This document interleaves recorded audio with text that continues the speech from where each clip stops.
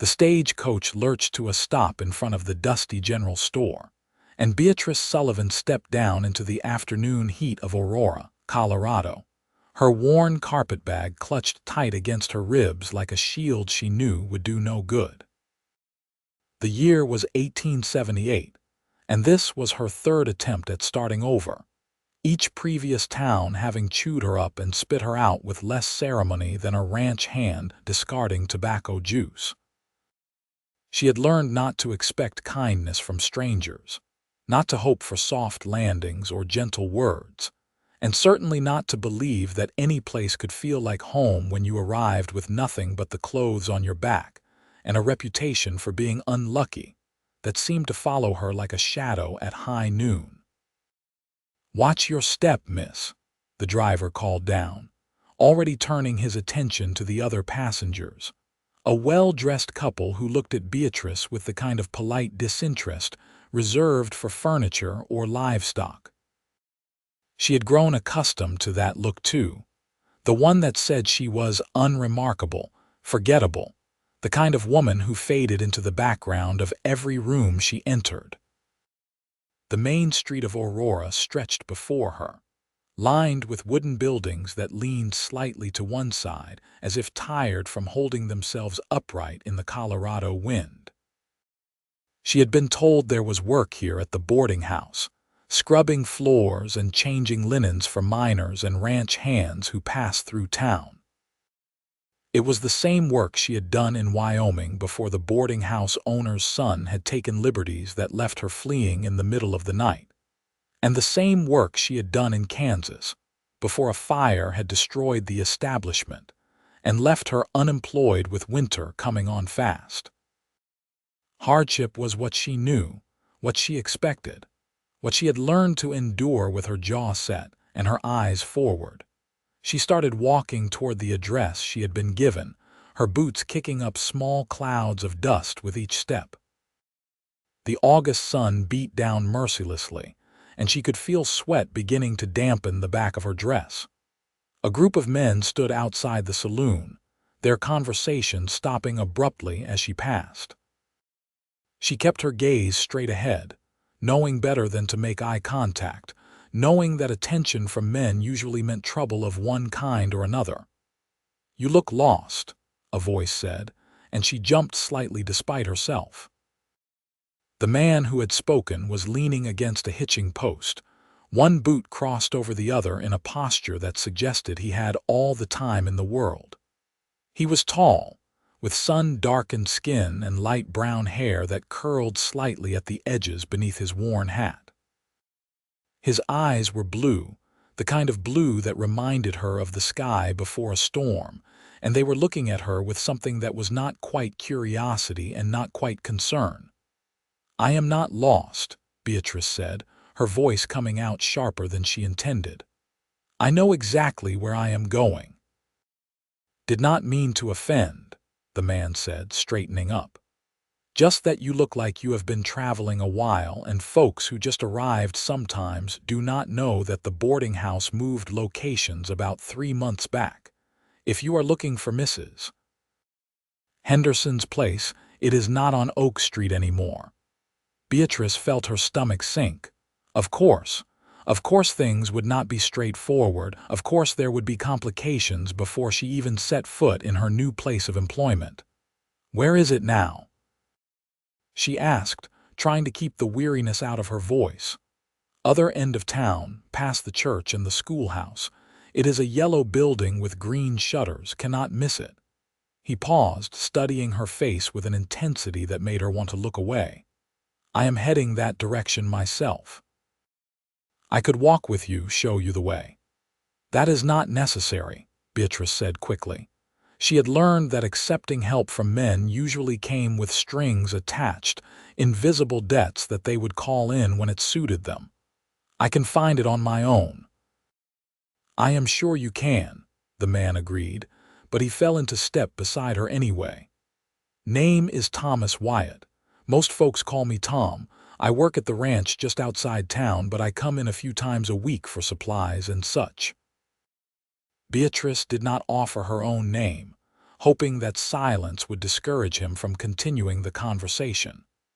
Instead, she focused on putting one foot in front of the other, on reaching her destination, and beginning the work that would earn her enough money to eat and pay for a room. That was all she needed, all she could afford to hope for. "You do not have to tell me your name if you do not want to," Thomas said after a moment, and there was something in his voice that was neither offended nor pushy, just matter of fact. "But I will tell you that Mrs. Henderson is a good woman, fair employer, treats her workers decent, pays on time. You will be all right there." Despite herself, Beatrice felt a small knot of tension ease in her chest. She had been worried about what kind of situation she was walking into, whether the boarding house would be another disaster waiting to happen. "That is good to know," she admitted quietly.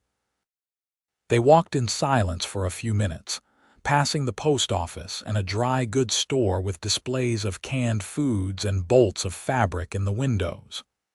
The town was bigger than she had expected, more established, with brick buildings mixed in among the wooden structures. It looked like a place that intended to last, not one of those boom towns that sprang up around a mine and disappeared just as quickly when the ore ran out. "Are you running from something or running toward something?" Thomas asked suddenly, and the question was so direct, so unexpected that Beatrice stopped walking and turned to stare at him. "Excuse me. It is just, I have seen a lot of people come through this town, and they are usually one or the other. Running from a bad situation back home, or running toward something they hope will be better out here. Sometimes both." He met her gaze steadily, and there was no judgment in his expression, just genuine curiosity. "Why does it matter to you?" Beatrice asked, defensive walls snapping into place. "It does not really," Thomas said with a slight shrug. "I suppose I am just trying to figure out why someone would show up in Aurora looking like they expect the worst to happen at any moment." "Because the worst usually does happen," Beatrice said before she could stop herself. The words hung in the air between them, more honest than she had intended to be with this stranger. She started walking again, faster now, wanting to escape the conversation and the way his blue eyes seemed to see past all her carefully constructed defenses. Thomas caught up easily, his longer stride making it effortless to match her pace. "That is a hard way to live," he said quietly, "expecting hardship all the time."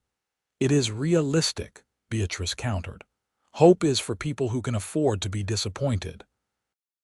"Or maybe hardship is what you get when you stop hoping for anything better," Thomas said, and there was no criticism in his tone, just thoughtfulness. "I figure if you expect the worst, that is probably what you will find. But if you look for the good, sometimes you will be surprised." Beatrice laughed, a short bitter sound. "You sound like someone who has never had anything truly bad happen to them." "I have had my share," Thomas said, and now there was an edge to his voice, something darker beneath the friendly exterior. "Lost my parents to cholera when I was 15. Spent 3 years working on a cattle drive just to save enough money to buy a decent horse and saddle. Watched my best friend get trampled during a stampede 2 years back. But I am still here, still getting up every morning and doing the work. If I spent all my time dwelling on the bad, I would have put a gun to my head a long time ago." The bluntness of his words shocked her into silence. She glanced at him sideways, seeing the set of his jaw, the way his hands had curled slightly into fists. He was not just spouting empty optimism, she realized. He had chosen to see things differently, had made a deliberate decision to keep moving forward despite the losses he had suffered. "I am sorry about your friend," she said finally, because it seemed like the right thing to say. "Me too," Thomas said, and his hands relaxed. "But he would have kicked my backside if I stopped living just because he could not anymore. So I keep going, and I try to be decent to people, and I look for the small good things. Like a pretty sunset, or a good meal, or helping someone find their way in a new town. They had reached the church now, a white building with a modest steeple that pointed toward the cloudless sky. Past it, Beatrice could see the schoolhouse, and beyond that, a yellow building with green shutters, just as Thomas had described. Her new workplace, her new start, her new opportunity to fail. "There it is," Thomas said, pointing. "Mrs. Henderson's boarding house. She will be expecting you, I imagine." "Yes," Beatrice said. "I sent a letter 2 weeks ago, and she wrote back saying the position was mine if I could get here by the end of August."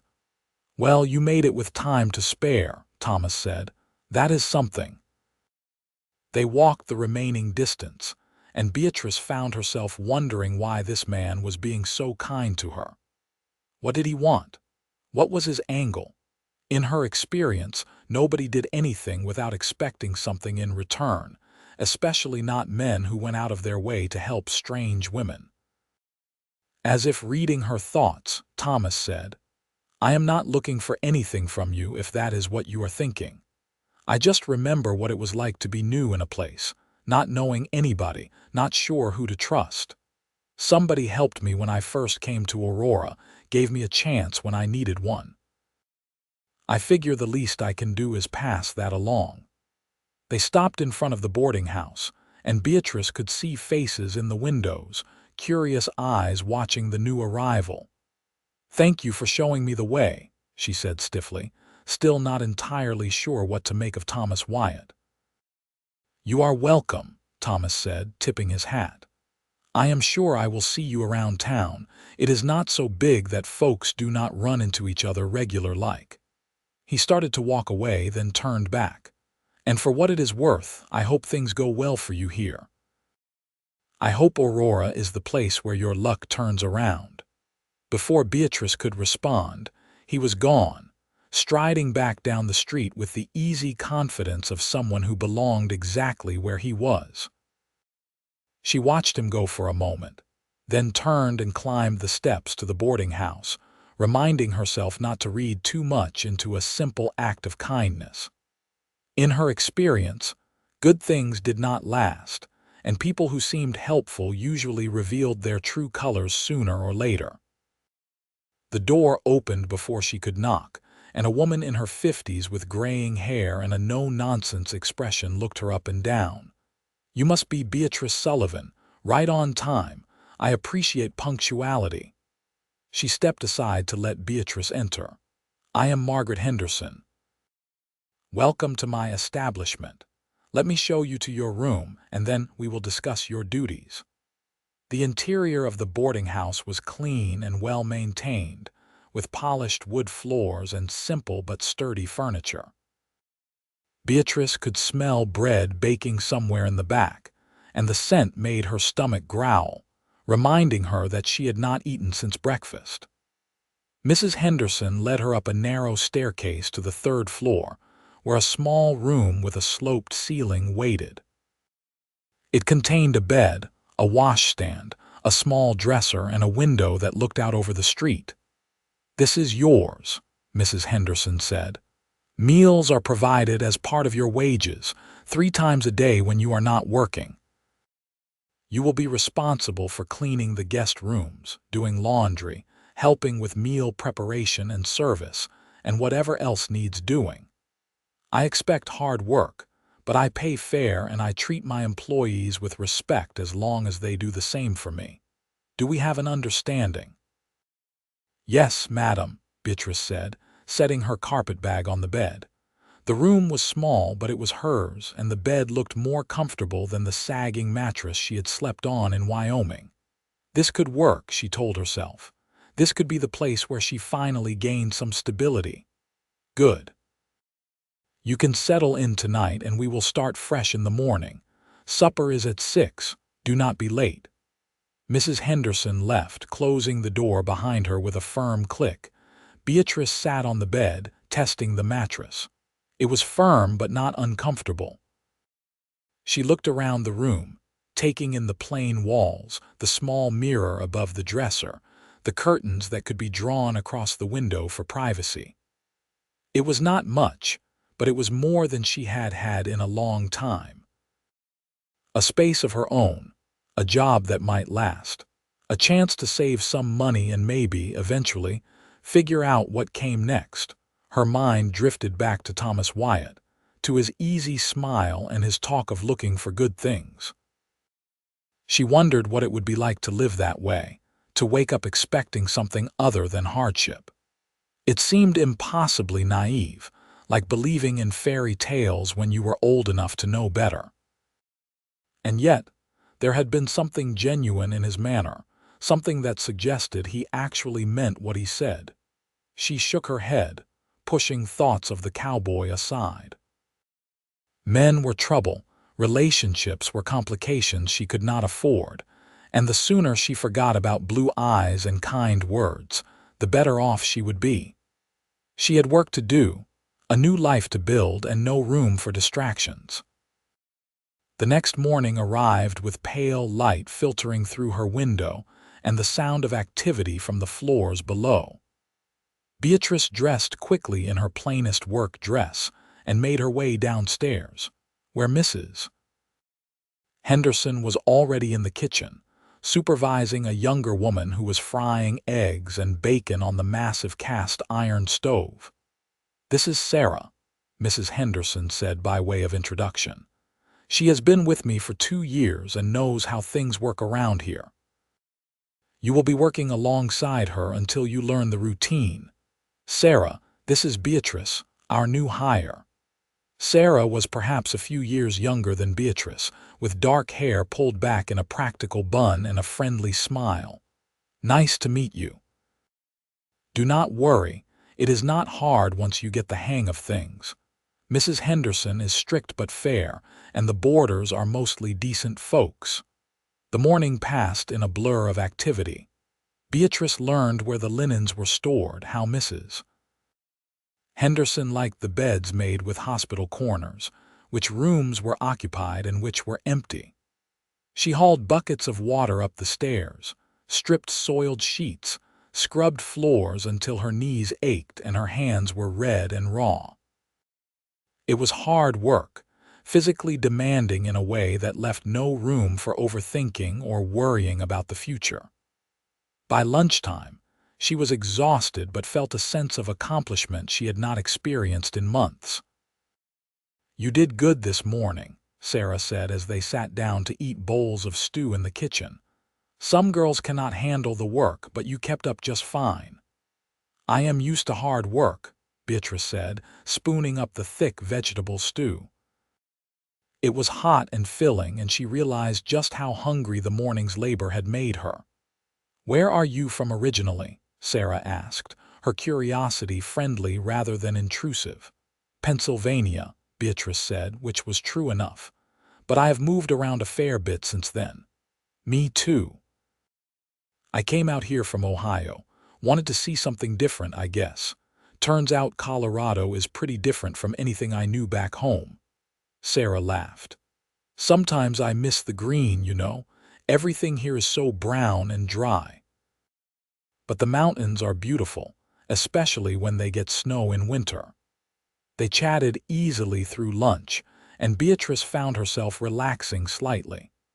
Sarah seemed genuinely nice, not the kind of person who was looking for gossip or trying to uncover secrets. It was refreshing after the tense, competitive atmosphere of her previous workplaces. The afternoon brought more work, this time helping with the laundry.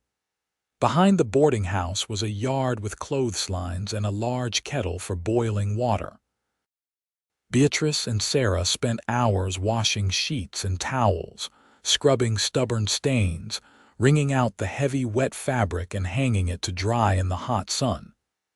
It was monotonous work, but there was something meditative about the rhythm of it, the simple repetitive motions that required no thought. She was hanging the last sheet when she heard a familiar voice call out, "Afternoon, ladies." Beatrice turned to see Thomas Wyatt leaning against the fence that separated the boarding house yard from the alley. He was wearing work clothes, dusty from a day spent doing whatever it was cowboys did, and his hat was pushed back on his head. "Afternoon, Tom," Sarah called back cheerfully. "What brings you by?" "Just making a delivery to the general store next door," Thomas said. "Thought I would say hello while I was here." His eyes found Beatrice, and a smile tugged at the corner of his mouth. "See, you found the place all right." "I did," Beatrice said, keeping her tone neutral. "Thank you again for the directions." "Any time." Thomas seemed content to stand there watching them work, making no move to leave. "How was your first day?" "Fine," Beatrice said shortly, turning back to the clothesline. She was acutely aware of Sarah watching the exchange with interest, no doubt drawing conclusions about why this cowboy was taking such an interest in the new employee. "Tom is one of the good ones," Sarah said once Thomas had finally moved on. "Works at the Double W Ranch, been in Aurora about 3 years now. He is always polite, tips well when he eats at the restaurant, helps folks out when they need it. Half the single women in town have set their cap for him at one point or another." "I am not interested," Beatrice said quickly, perhaps too quickly. Sarah raised an eyebrow. "I did not say you were. I am just giving you information. But if you were interested, you could do a lot worse. Tom Wyatt is the kind of man who keeps his word and treats people right." "I am not here to find a man," Beatrice said firmly. "I am here to work and save money. That is all." "Fair enough," Sarah said with a shrug. "But just so you know, sometimes good things happen even when you are not looking for them." Beatrice did not respond, but the words stayed with her as they finished hanging the laundry and moved on to preparing vegetables for dinner. Sometimes good things happen even when you are not looking for them.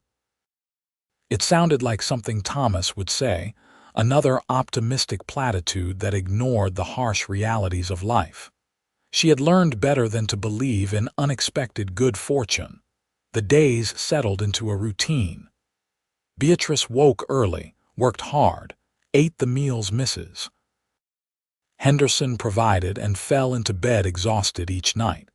It was a simple existence, but there was a certain comfort in the predictability of it. She was earning money, she had a roof over her head, and nobody was bothering her or making demands she could not meet. By most measures, things were going well, and yet Thomas Wyatt kept appearing. Not in any intrusive way, but often enough that Beatrice found herself looking for him without quite meaning to. He would be on the street when she ran errands for Mrs. Henderson, or standing outside the general store when she went to pick up supplies, or riding past on his horse when she was sweeping the front steps. Each time, he would tip his hat and offer a friendly greeting, sometimes stopping to chat if she seemed receptive, always moving on if she made it clear she wanted to be left alone. "Why does he keep turning up?" Beatrice asked Sarah one afternoon after Thomas had appeared yet again, this time helping an elderly woman carry her groceries. Sarah grinned. "Because he is interested in you, obviously. And before you say anything, I know you are not looking for anything." "But he does not know that, and he seems like the persistent type." "He needs to stop being persistent," Beatrice said, but there was less conviction in her voice than there might have been a week ago. The truth was, Thomas was unlike any man she had encountered before. He did not leer or make crude comments. He did not try to corner her alone or pressure her into anything. He was just consistently, reliably kind, and it was disarming in a way she had not expected. 2 weeks after her arrival in Aurora, Beatrice was sent to the general store to pick up an order of flour and sugar. The store was busy, filled with ranch wives selecting fabric and miners buying tobacco and whiskey. She waited her turn patiently, watching the shopkeeper measure out goods and make change with practiced efficiency. "Miss Sullivan," a voice said behind her, and she turned to find Thomas there, holding a coil of rope and a box of nails. "Fancy meeting you here." It is a general store, Beatrice said dryly. People do tend to meet here. Thomas laughed, and the sound was warm and genuine.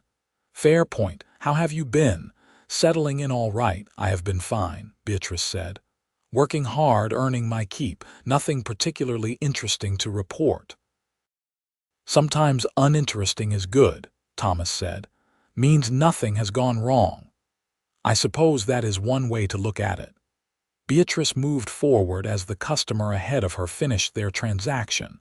She gave the shopkeeper Mrs. Henderson's list and waited while he gathered the items. Can I ask you something? Thomas said, his voice quieter now. Beatrice tensed.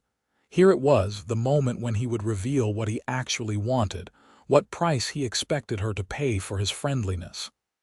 I suppose you can ask, she said carefully. Why do you flinch every time someone tries to be nice to you? The question caught her completely off guard. She had been expecting something crude or presumptuous, not genuine curiosity about her behavior. I do not flinch, she said defensively. You do, Thomas said gently.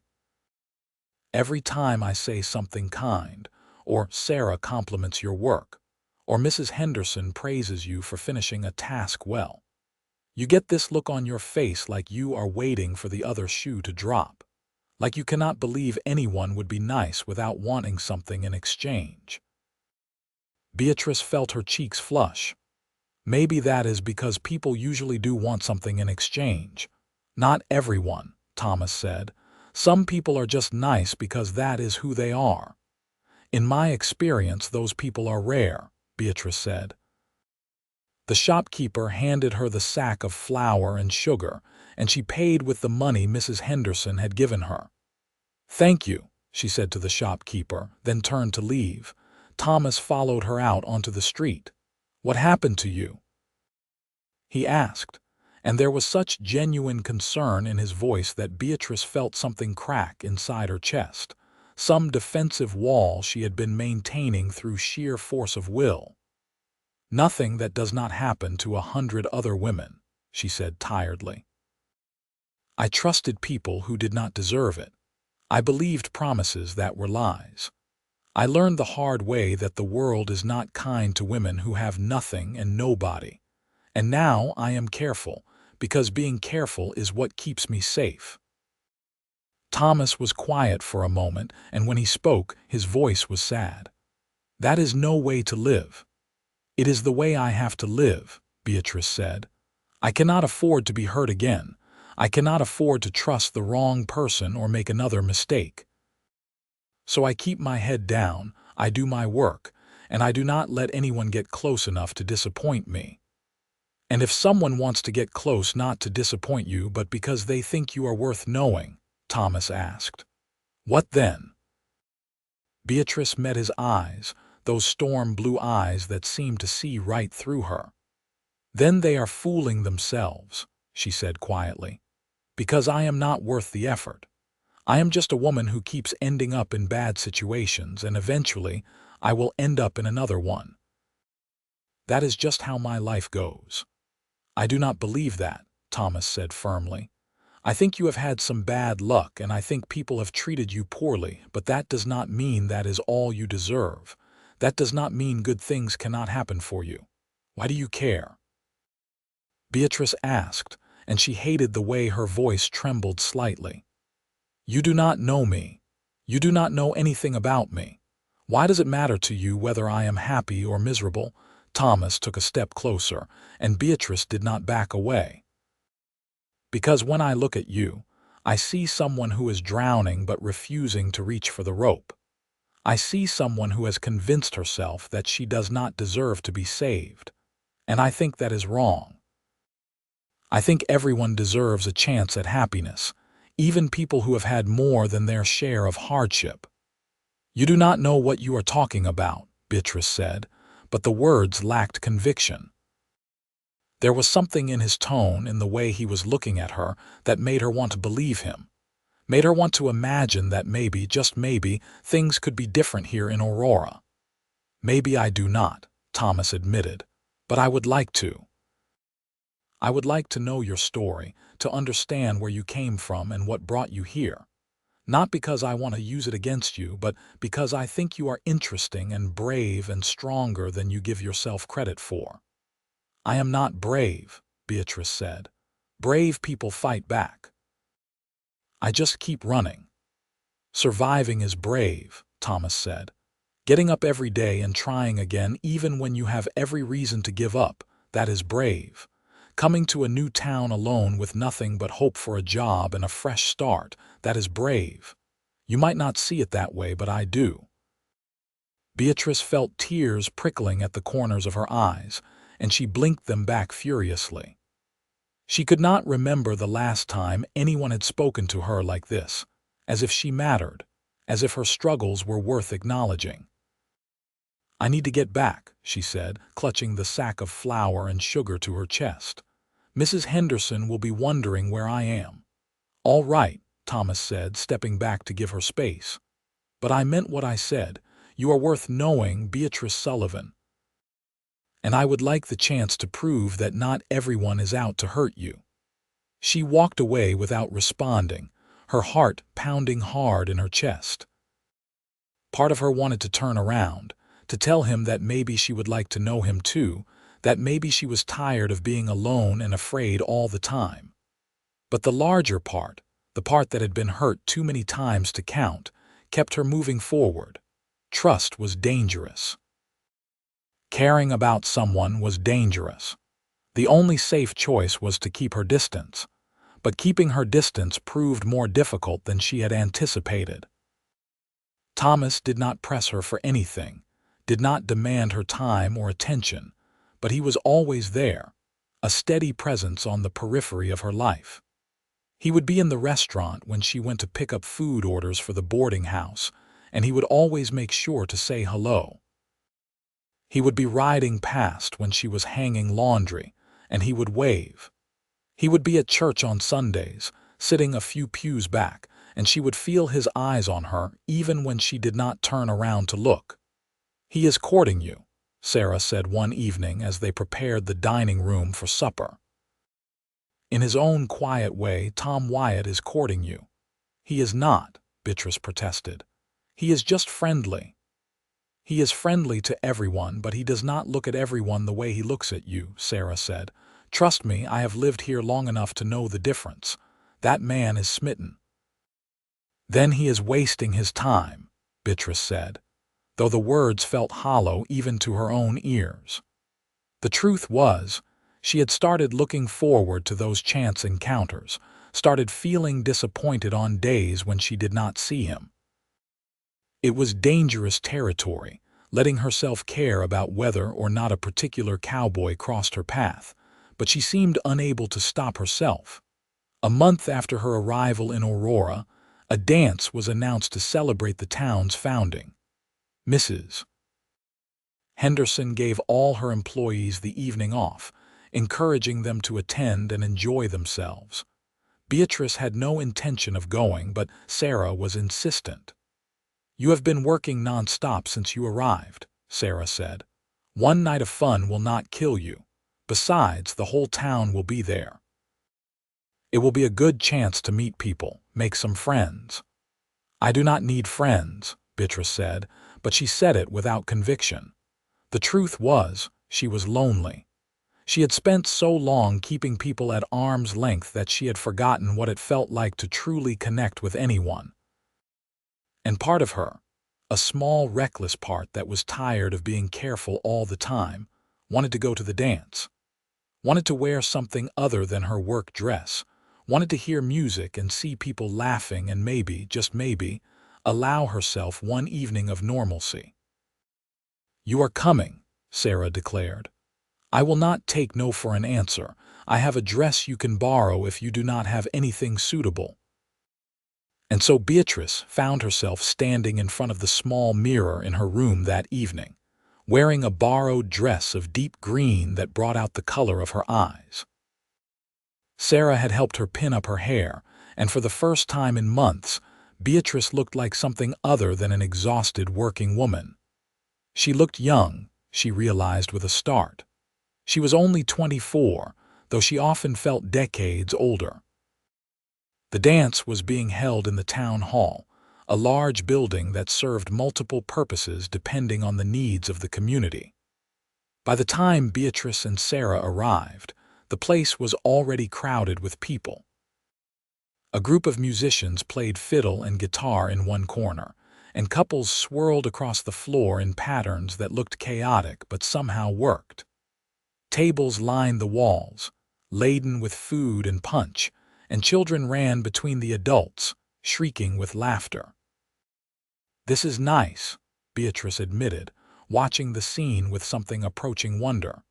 She had almost forgotten that life could include moments like this, moments of pure celebration with no ulterior motive. "There is Tom," Sarah said, nudging Beatrice with her elbow. "And he just spotted you. Look at his face." Beatrice looked, and immediately wished she had not. Thomas was standing near the punch table with a group of other ranch hands, and the expression on his face when he saw her was one of such open admiration that it made her breath catch. He said something to his companions and started making his way across the room, his eyes never leaving her face. "You look beautiful," Thomas said when he reached her, and there was no artifice in his voice, just honest appreciation. "I mean, you always look nice, but tonight you look absolutely beautiful." "It is just a borrowed dress," Beatrice said, flustered by the compliment. "It is not the dress," Thomas said. "Would you dance with me?" Beatrice hesitated. Dancing with him would mean touching him, being close to him, dropping her defenses even further than she already had. It would mean taking a risk, allowing herself to want something more than just survival. But looking up at his face, at the hope in his eyes and the gentle smile on his lips, she found she could not say no. "All right," she said quietly. "One dance." Thomas led her onto the floor, and she placed her hand in his, feeling the calluses on his palm, the strength in his fingers as they closed gently around hers. His other hand settled on her waist, light and respectful, and then they were moving to the music. She had learned to dance as a girl, before everything had fallen apart and the steps came back to her naturally. Thomas was a good dancer, confident and sure-footed, guiding her through the turns with ease. "See," he said, smiling down at her. "This is not so bad, is it?" "It is not bad at all," Beatrice admitted. The truth was, it felt wonderful.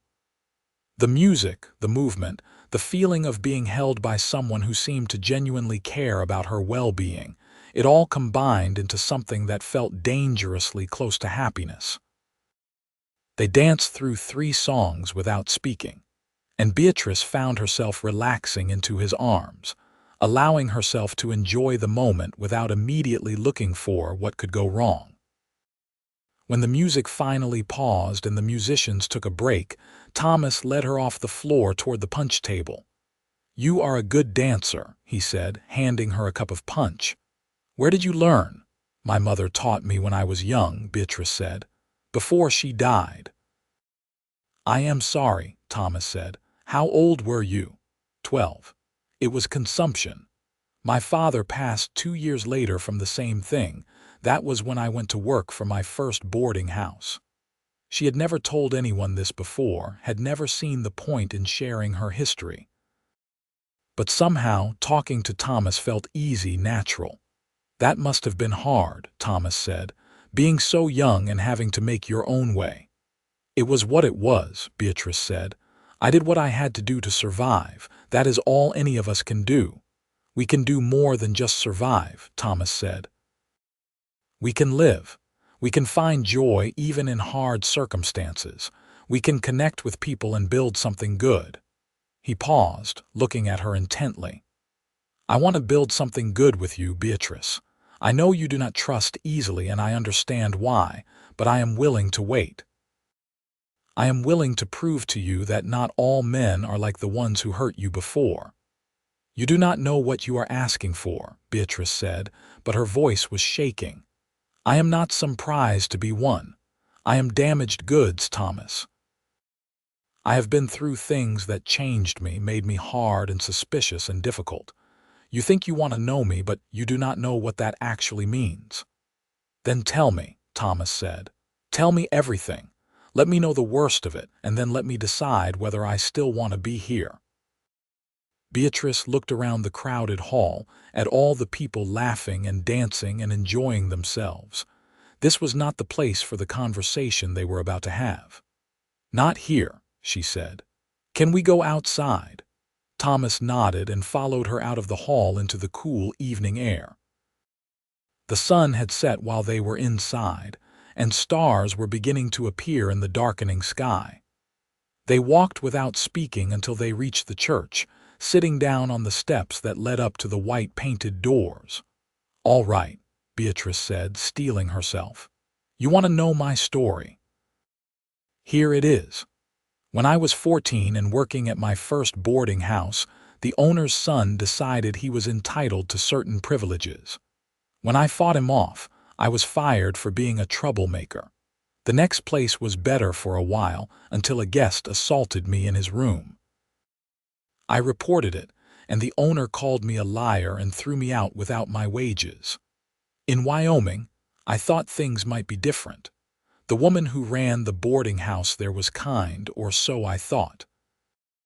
But her son was worse than any of them, and when I ran, I lost everything I owned except what I could carry. In Kansas, I finally felt safe. The boarding house burned down through no fault of my own, but I was unemployed in winter with no savings because I had spent everything just trying to eat. I nearly froze to death before I found work at a laundry. When I heard about this job in Aurora, I used my last few dollars to buy a stagecoach ticket, betting everything on a letter from a woman I had never met. So that is who I am, Thomas. I am a woman who has been hurt and betrayed over and over, who has learned to expect the worst because the worst is usually what happens. Now tell me you still want to be part of my life." The silence that followed her words was heavy, broken only by the distant sounds of music from the dance. Beatrice did not look at Thomas, could not bear to see the pity or disgust or whatever other expression might be on his face. She had laid herself bare, shown him all the ugliness and pain, and now he would leave like any sensible person would. "Thank you for telling me," Thomas said finally, and his voice was thick with emotion. "I am sorry that happened to you. I am sorry that people treated you that way, that they took advantage of your vulnerability and your need for work. You did not deserve any of that." "Sorry does not change anything," Beatrice said bitterly. "It does not undo what was done or make me whole again." "No, it does not," Thomas agreed. "But what those men did, that is on them, not you. You are not damaged goods, Beatrice. You are a survivor. You kept going even when you had every reason to give up. You fought back in the only ways you could. That takes incredible strength." "It does not feel like strength," Beatrice said, finally turning to look at him. In the faint light from the stars, she could see his face, see the sincerity in his expression. "It feels like cowardice. Brave people would have fought harder, would have made those men pay for what they did." "Brave people stay alive," Thomas said firmly. "Brave people protect themselves when they are in danger. You did nothing wrong, do you hear me? Nothing. What happened to you was criminal and cruel, and the only people who should feel shame are the ones who hurt you." Beatrice felt the tears she had been holding back spill over, running hot down her cheeks. She had not cried about any of it, not really, had held all the pain and anger inside because letting it out felt like admitting defeat. But now, sitting here with Thomas looking at her like she was something precious rather than something broken, she could not hold it in anymore. She cried for the girl she had been at 14, for the woman she had become, for all the fear and loneliness and desperation of the past 10 years. Thomas did not try to hold her or offer empty comfort. He simply sat beside her, his presence solid and steady, letting her cry until she had nothing left. When she finally quieted, he offered her a handkerchief, and she took it gratefully, wiping her face and trying to compose herself. "I am sorry," she said, her voice rough. "I did not mean to fall apart like that." "Do not apologize," Thomas said. "You needed to cry, so you cried. There is no shame in that." "What happens now?" Beatrice asked, because she genuinely did not know. She had never been in this position before, had never shared her history with someone who did not immediately turn away. "Now we take things slow," Thomas said. "I do not expect you to trust me overnight. I do not expect you to forget everything that happened or suddenly believe that all men are good. But I would like permission to court you properly, if you will allow it. To take you to dinner, to walk with you, to spend time getting to know each other. To show you that not everyone will hurt you and that some good things can last." "What if I cannot give you what you want?" Beatrice asked. "What if I am too broken to have a normal relationship?" "Then we will figure it out together," Thomas said. "I am not expecting perfection, Beatrice. I am just asking for a chance." Beatrice looked at him, at this man who had appeared in her life offering kindness when she expected only hardship, who had listened to her worst stories without flinching, who was asking for nothing more than the opportunity to prove himself trustworthy. It was terrifying, the idea of letting him in, of making herself vulnerable again after everything she had been through. But it was also tempting in a way she could not deny. "One chance," she heard herself say. "But if you hurt me, if you prove to be like all the others, I will not give you a second opportunity." "That is fair," Thomas said, and he smiled, that warm, genuine smile that made something flutter in her chest. "I will take one chance and do my best to earn another." They sat on the church steps for a while longer, talking about safer topics. Thomas told her about growing up in Missouri, about the small farm his parents had worked before the sickness took them. He told her about his decision to go west, about the years he had spent learning to be a cowboy, about the satisfaction he found in working with horses and cattle. He talked about his dreams of someday owning his own small ranch, nothing fancy, just enough land to raise some animals and maybe a family. "A family?" Beatrice asked, curious despite herself. "Someday," Thomas said, "if I find the right woman to build that life with. Someone strong and brave who is not afraid of hard work. Someone who understands that life is not always easy but is willing to face it anyway." He was describing her, Beatrice realized. He was talking about a future that included her, even though they had only known each other for a month. It should have been presumptuous, should have felt like too much too soon.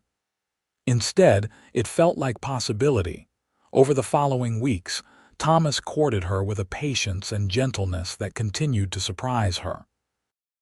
He would stop by the boarding house on his days off, asking if she had time for a walk. They would stroll through town together, Thomas pointing out various buildings and telling her stories about the people who lived and worked there.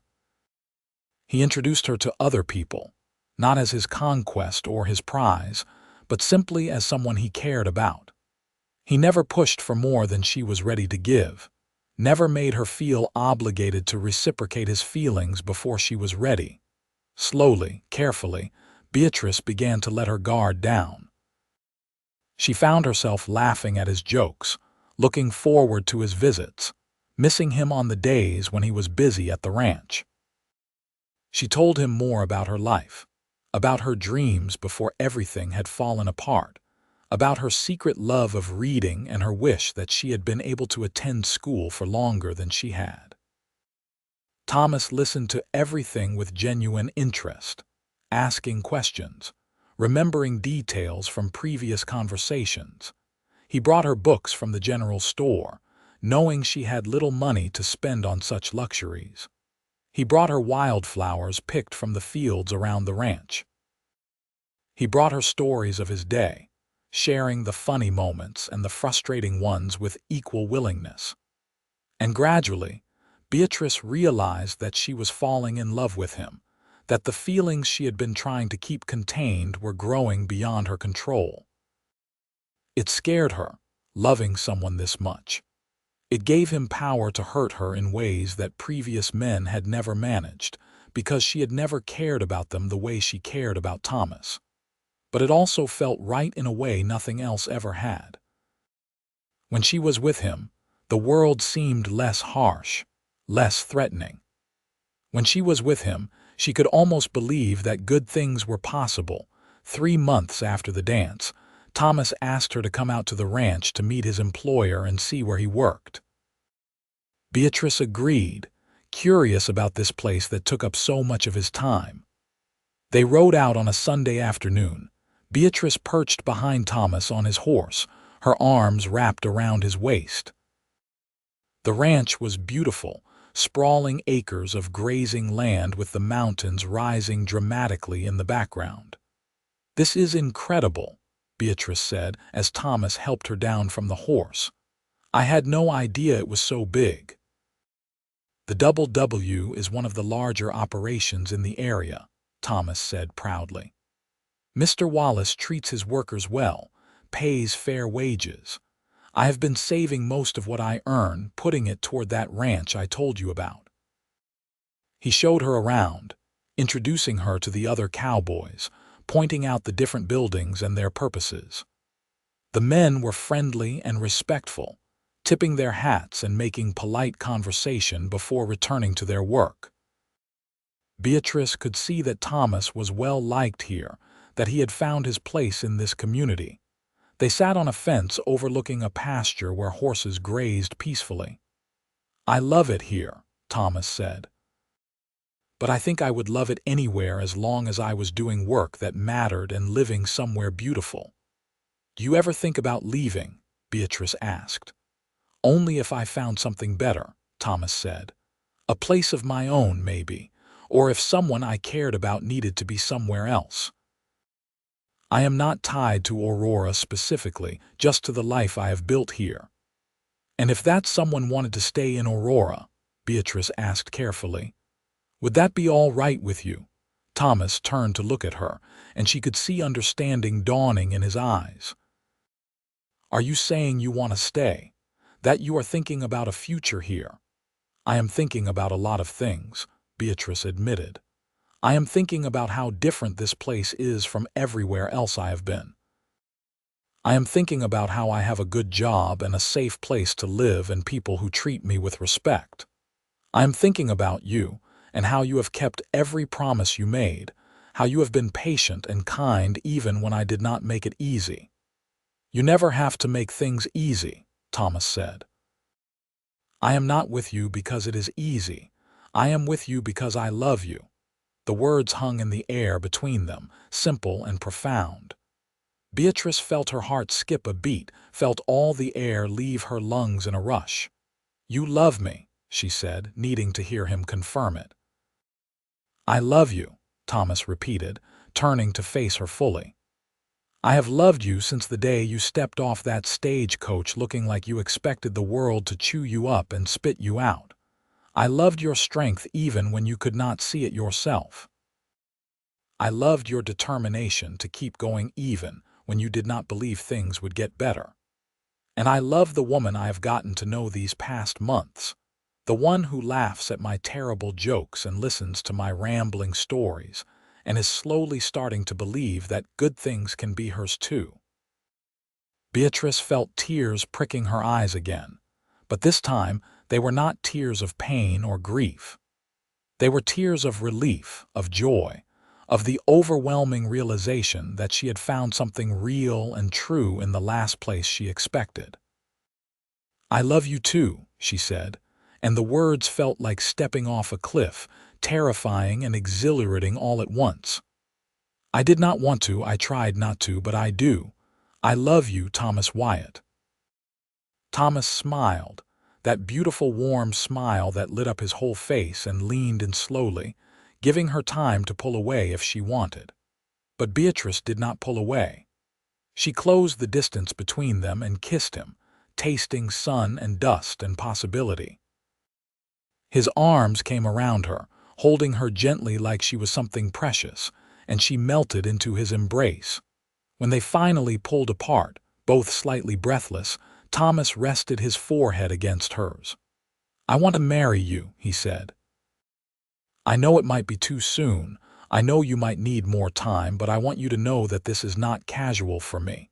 When I think about my future, I see you in it. I see us building a life together, facing whatever comes our way side by side." "It is soon," Beatrice said, but she was smiling. "But it is also not soon enough. I have wasted so much time being afraid, expecting hardship, protecting myself from pain. I do not want to waste any more time. If you are offering me a future, Thomas, then my answer is yes. Yes, I will marry you," they told Mrs. Henderson and Sarah that evening when they returned to town, and both women were thrilled. Mrs. Henderson, who had seemed stern and unapproachable when Beatrice first arrived, actually hugged her and wished her every happiness. Sarah squealed with excitement and immediately started planning what Beatrice should wear for the wedding. "You deserve this," Sarah said firmly. "You deserve to be loved and cherished and happy. And Tom is exactly the kind of man who will make sure you are all those things." They were married a month later in the small white church, with half the town in attendance. Beatrice wore a simple cream-colored dress that Sarah had helped her sew, and Thomas wore his best suit with a flower in his buttonhole. The ceremony was short and sweet, the minister reading from the Bible about love and commitment before pronouncing them husband and wife. When Thomas kissed her, sealing their vows, Beatrice felt something fundamental shift inside her. She was no longer Beatrice Sullivan, woman alone, expecting hardship at every turn. She was Beatrice Wyatt, wife, partner, someone who was building a life with a man who had shown her that comfort and kindness were not illusions but real things that could be hers. They moved into a small cabin on the edge of town, a place Thomas had been renting but that now felt like home in a way nowhere else ever had. It was modest, just 2 rooms and a small kitchen, but it was theirs. Beatrice continued working at the boarding house for a while, wanting to contribute to their savings, but Thomas made it clear that she did not have to work if she did not want to. "I make enough for both of us," he said. "And if you want to stay home and make this place ours, that would be fine. Or if you want to keep working, that is fine too, whatever makes you happy." "I think I would like to keep working for now," Beatrice said, "but maybe not forever. Maybe someday when we have children, I would like to be home with them." "Children," Thomas said with a grin. "I like the sound of that." Their first year of marriage was not without challenges. Money was sometimes tight, work was often hard, and there were moments when Beatrice's old fears would resurface, when she would wonder if this happiness was too good to last. But Thomas was patient and understanding, never dismissing her concerns but always reminding her that they were in this together. When she had nightmares about her past, he would hold her and tell her she was safe. When she doubted herself, he would list all the ways she was strong and capable and worthy of love. And gradually, Beatrice began to believe him. She began to see herself the way Thomas saw her, not as damaged or broken, but as a survivor who had earned every moment of peace she now enjoyed. She began to trust that this life they were building together was real and solid, not some fleeting dream that would disappear when she woke up. 2 years after their wedding, Beatrice discovered she was pregnant. The news filled her with a mixture of joy and terror. She wanted children, wanted to build a family with Thomas, but she was also afraid. What if she was not a good mother? What if she passed on her fears and insecurities to her child?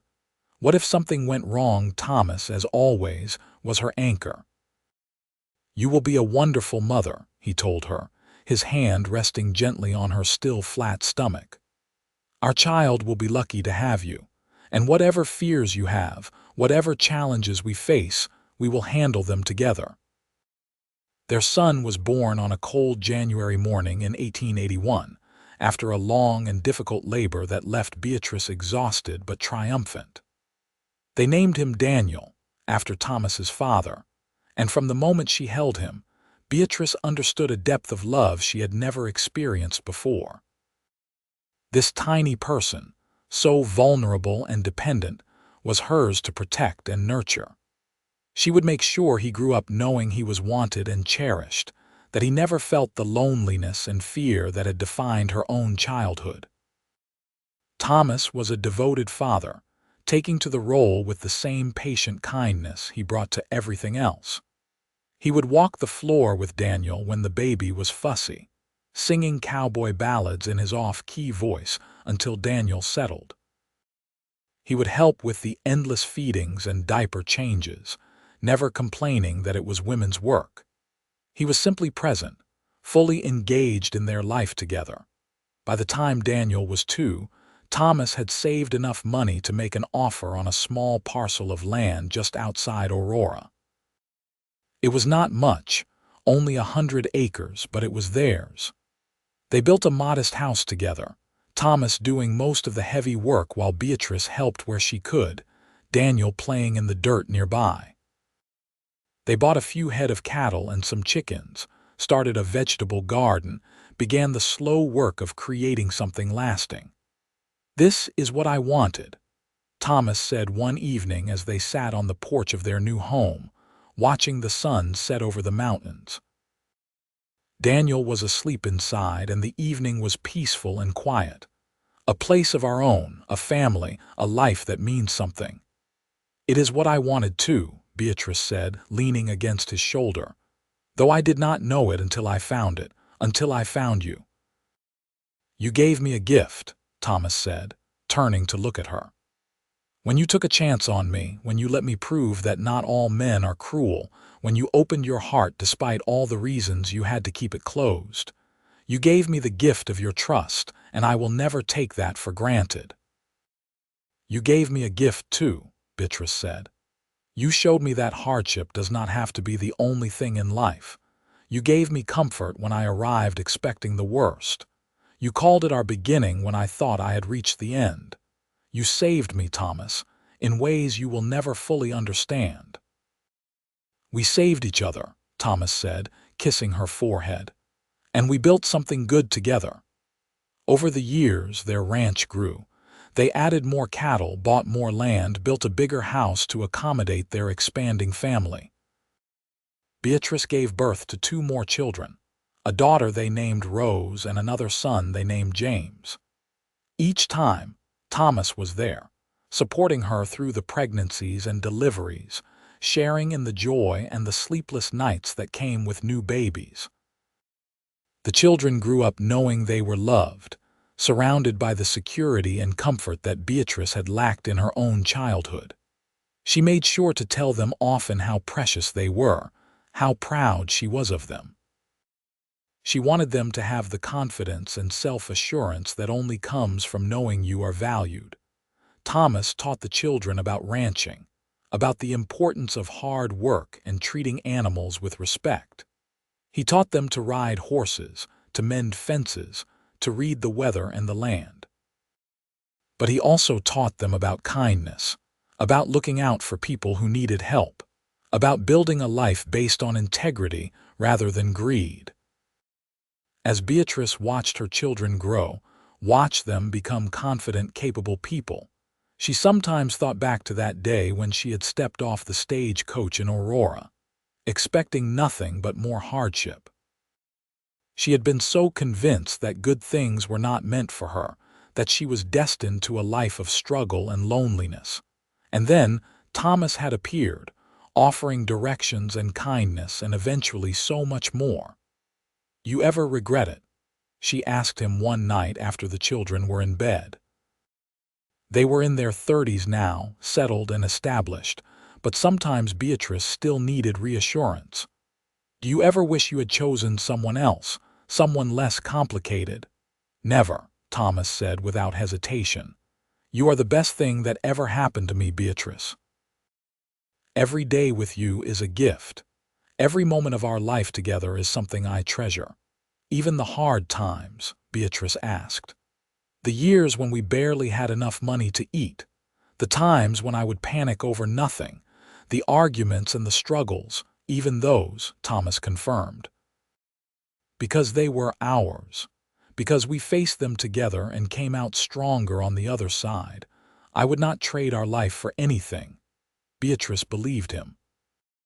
She had learned over the years to trust in his love, to accept that it was real and lasting, not something that would be snatched away the moment she grew comfortable. Thomas had proven himself again and again, through good times and bad, through sickness and health, through all the ups and downs that life brought their way. When Daniel turned 18, he announced his intention to stay on the ranch and work alongside his father. Thomas was thrilled, proud that his son wanted to continue what they had built. Rose, at 16, had her eye on becoming a teacher, and Thomas and Beatrice supported that dream wholeheartedly, setting aside money to help her attend the normal school in Denver. James, still young at 13, was undecided about his future but had time to figure it out. "We did something right," Thomas said, watching their children work together to bring in the hay. "They are good people, all three of them." "We did," Beatrice agreed. "We gave them what I never had. A home, stability, love, the knowledge that they matter." As the years passed, Beatrice found herself thinking less about her difficult past and more about the present and future. The old wounds had not disappeared entirely. There were still moments when something would trigger a memory, and she would feel that familiar clutch of fear in her chest. But those moments became fewer and farther between, and she had learned strategies for dealing with them. She would talk to Thomas about what she was feeling, or she would go work in her garden, or she would focus on her children and grandchildren. Yes, grandchildren. Daniel married a sweet woman named Catherine when he was 23, and 2 years later they welcomed their first child, a little girl they named Grace.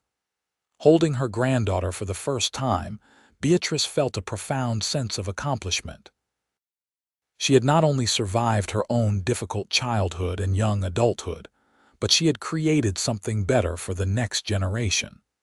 She had broken the cycle of hardship and pain, had given her children the foundation to build happy lives of their own. "Your mother is crying again," Thomas said with gentle amusement as he watched Beatrice coo over baby Grace. "I am allowed to cry," Beatrice said, wiping her eyes with one hand while supporting the baby with the other. "These are happy tears, the best kind." Thomas put his arm around her, and they stood together looking at their granddaughter, at this tangible proof of the life they had built. "Remember when you told me you were not worth the effort," Thomas said quietly, "that you were just going to end up in another bad situation." "I remember," Beatrice said. "I was wrong." "You were wrong," Thomas agreed. "You were worth every moment, every effort, every ounce of patience and love, and I would do it all again in a heartbeat." Rose did become a teacher, returning to Aurora after completing her education to teach at the local school.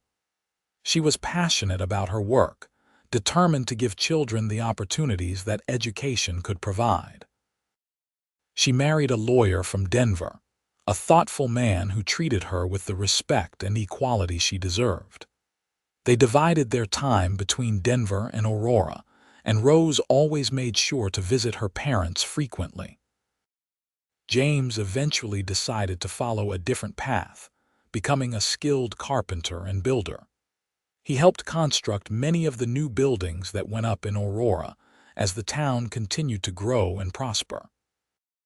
He married later than his siblings, at 28, to a widow with 2 young children whom he loved and raised as his own.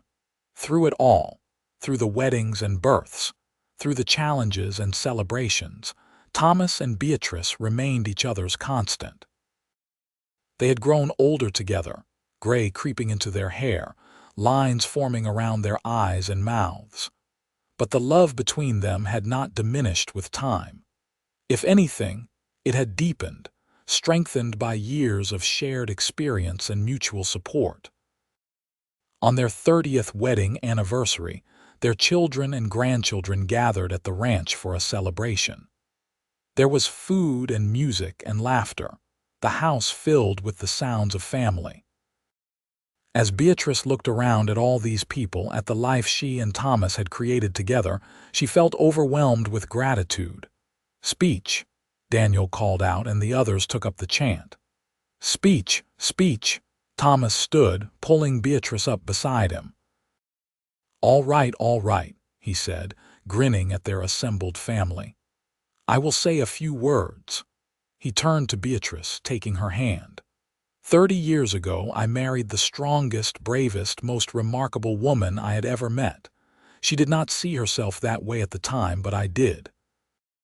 I saw someone who had survived things that would have broken most people, who kept going even when she had every reason to give up. I saw someone worth fighting for, worth waiting for, worth spending my life with.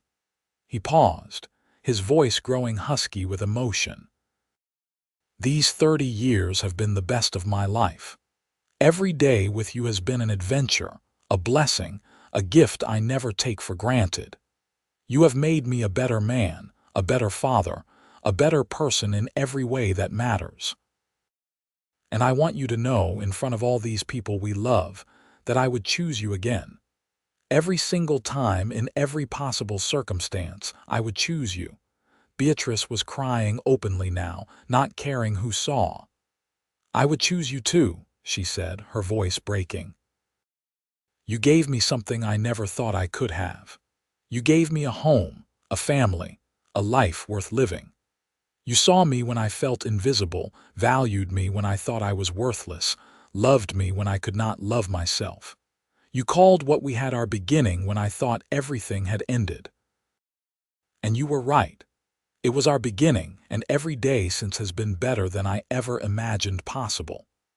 The room erupted in cheers and applause, and their children and grandchildren surrounded them, everyone talking at once, sharing their own memories and expressing their love.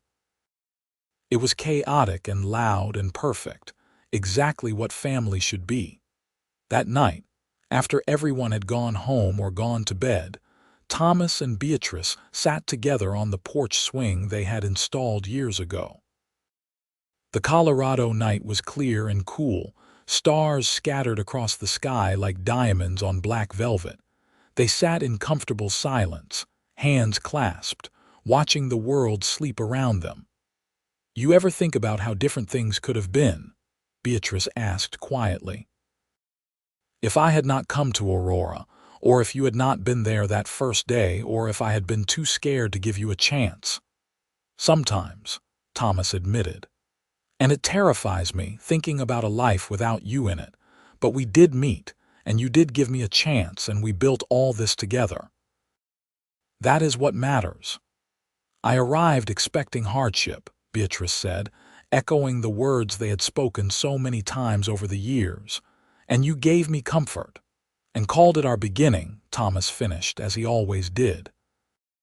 It had become their private ritual, their way of acknowledging where they had started and how far they had come. As they sat there together, Beatrice reflected on the journey that had brought her to this moment. All the pain and struggle of her early years, all the fear and loneliness, had led her to Aurora and to Thomas. She would not wish her experiences on anyone, but she also could not regret them entirely, because they had shaped her into the woman Thomas had fallen in love with. The woman who had learned to be strong even when she did not feel strong, brave even when she was terrified. The years continued to pass, bringing more changes, more joys, more challenges. They lost friends to age and illness, celebrated more weddings and births, watched their grandchildren grow and start having children of their own. Through it all, the ranch remained, a testament to what could be built through hard work and love and commitment. When Thomas and Beatrice were in their 60s, they finally handed over the day-to-day running of the ranch to Daniel and Catherine. who had proven themselves more than capable of managing the operation. It was bittersweet, letting go of something they had worked so hard to create, but it was also freeing. They had more time to spend together, more time to simply enjoy each other's company without the constant demands of ranch work. They traveled a bit, visiting Rose in Denver and exploring parts of Colorado they had never seen. They spent long afternoons reading together on the porch, or working side by side in the garden, or simply talking about everything and nothing. The passion that had drawn them together in their youth had mellowed into something deeper and more sustaining, a love that was woven into every aspect of their lives. "I have been thinking," Beatrice said one autumn afternoon as they walked hand in hand through the orchards they had planted years ago. The trees were heavy with apples, the air crisp and clean. "About everything that has happened, everything we have lived through together." "And what conclusion have you reached?" Thomas asked, his hair now completely white but his eyes still that same storm blue she had noticed the first day they met. "That you were right," Beatrice said. "That day when you told me I was drowning but refusing to reach for the rope. I was so convinced that I did not deserve to be saved, that happiness was not meant for people like me. But you threw me that rope anyway, and when I finally reached for it, you pulled me to safety. You did not just save my life, Thomas. You gave me a life worth living." "We gave each other that," Thomas said. "I was drifting before I met you, going through the motions but not really living. You gave me purpose, direction, a reason to build something lasting. We saved each other, and then we built this beautiful life together." They stood under the apple trees, two people who had found each other against all odds, who had chosen love over fear, hope over despair, commitment over convenience. Behind them, the ranch sprawled in all its hard-won glory, a physical manifestation of their partnership. Ahead of them lay however many years they had left, and they would face those years the same way they had faced everything else, together. As the sun began to set, painting the sky in shades of gold and pink and purple, Thomas turned to Beatrice and said what he had said countless times over their decades together. "I love you." And Beatrice, as always, responded with the same words that still carried the weight of truth and wonder. "I love you too." They walked back to the house together, their steps slower now than they had been in youth but no less certain. Inside, they could hear the sounds of family, Daniel and Catherine and the grandchildren who often came to visit. There would be a good dinner, conversation and laughter, the comfortable chaos of people who loved each other gathered in one place. This was her life, Beatrice thought as they climbed the porch steps. This was what she had been given when she arrived in Aurora expecting hardship, comfort, love, family, belonging, purpose, joy. All the things she had thought were meant for other people, Thomas had shown her could be hers too. He had called it their beginning when every instinct told her it was an ending, and he had been right. It had been their beginning, and what a beautiful story they had written together.